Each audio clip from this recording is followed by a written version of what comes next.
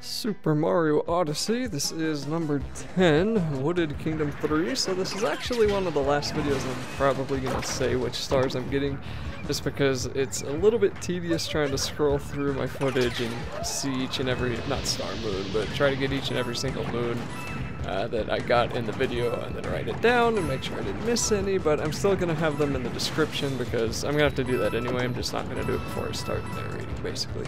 Anyway, so we get 5 moons in this video. One of them is a multi-moon, and I think also one of the last times we'll be in the Wooded Kingdom, so that's good, I think.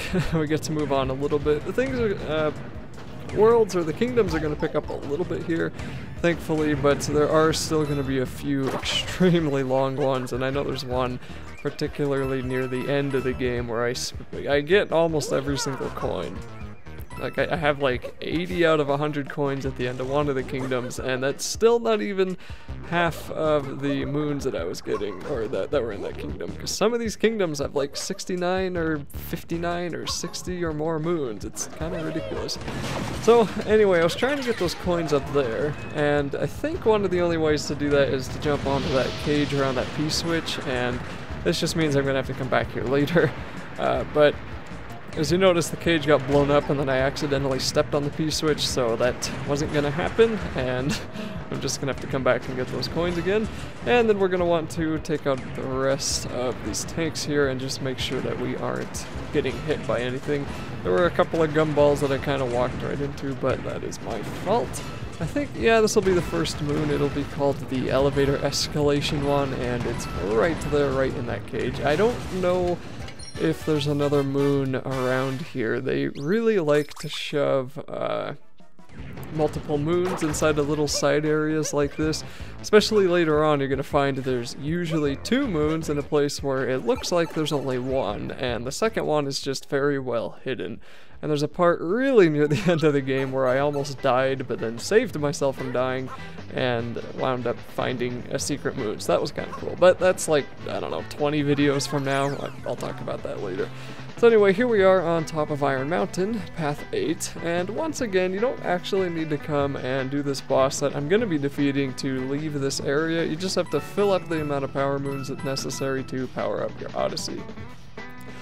As it so happens, though, this guy drops 3 power moons, which means it's not a bad idea to go and defeat him, because that's 3 moons you don't really have to go hunt, and the bosses aren't really too difficult in this game. They get a little bit more fun, that's for sure, but I can't say any of them so far were really that hard. I have beaten the game at this point, so I was a little bit sad that the game wasn't a little bit tougher, but it is a Mario game, so I guess it's about what I expect these days.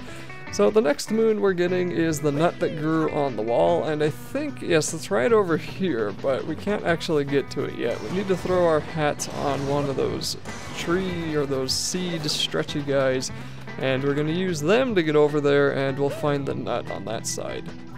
Now there's a moon inside of the cage, kind of next to where we're going to be going. You probably have seen it before. I still don't actually know how to get that moon, but I'm sure I'll find out when I come back here later. This can be a little bit tricky just because you need to stretch and jump before those platforms fall down, but it's not too bad. Just make sure you actually jump off of there.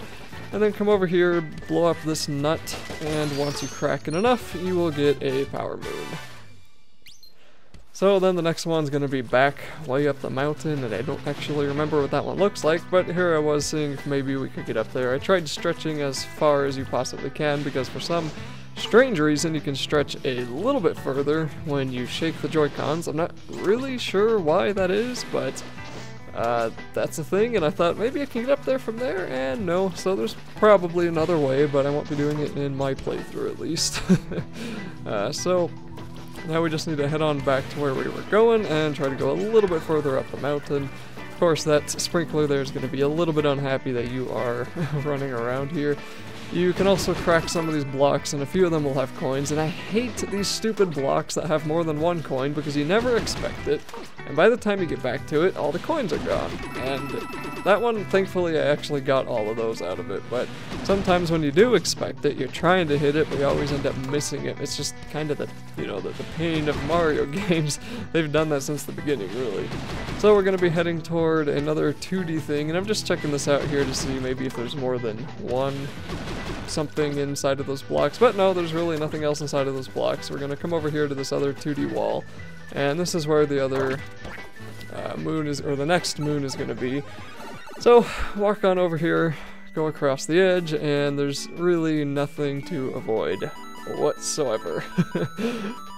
Jeez, excuse me. There are going to be a few Goombas, and for some weird reason, Goombas are the bane of my existence in this game. And they aren't yet, but they will be later, and you're going to see later. Goombas destroy me, and I have no idea why. It makes absolutely no sense, but I just have the hardest time jumping on them in the 3D world, and it's just going to be kind of a hilarious thing in future videos, of course. So those swirling things that are above this flower field, whatever the twirling fan, we're gonna have to blow all of that up with these tanks here, and these tanks will respawn, I believe, if you even take one over, so you may not want to. I mean, it doesn't really matter too much if you kill them, but there is a heart here, thankfully, that gives you 6 hearts if you need that. For now, though, just come on over here. It looks like the tanks aren't actually respawning. I know they will if you jump out of this one, but I guess they don't respawn if you're in this.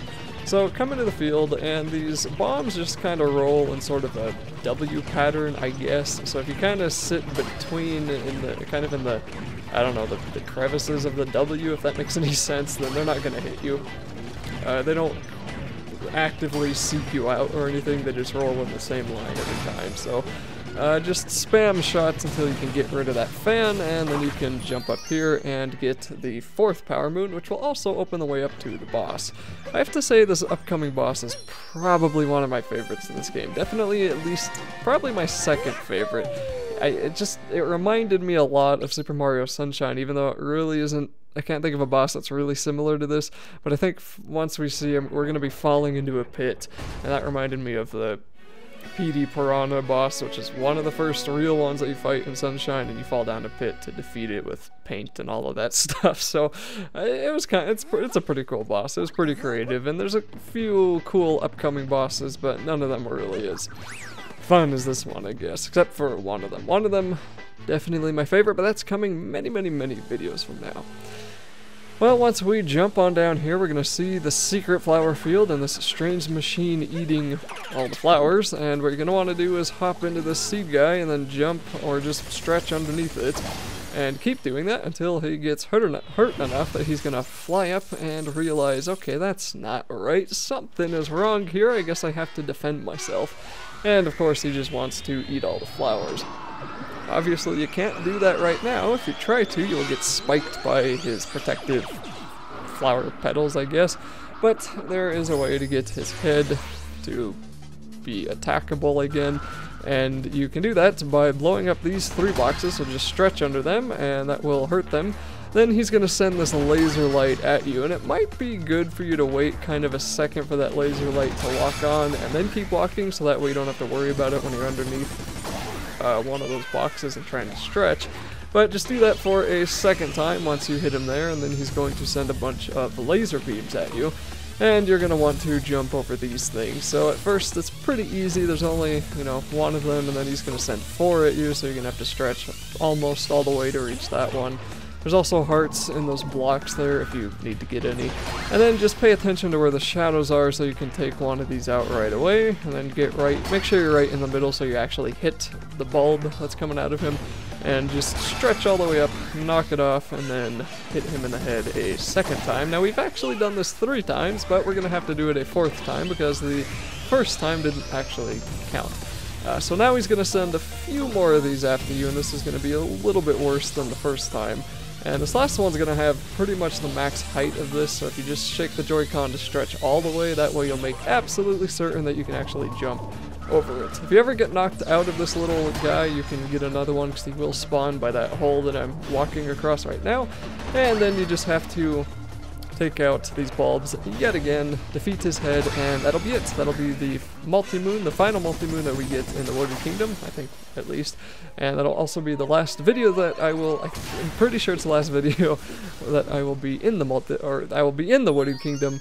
And that also means I will be continuing on this series in the next, in the next video. Man.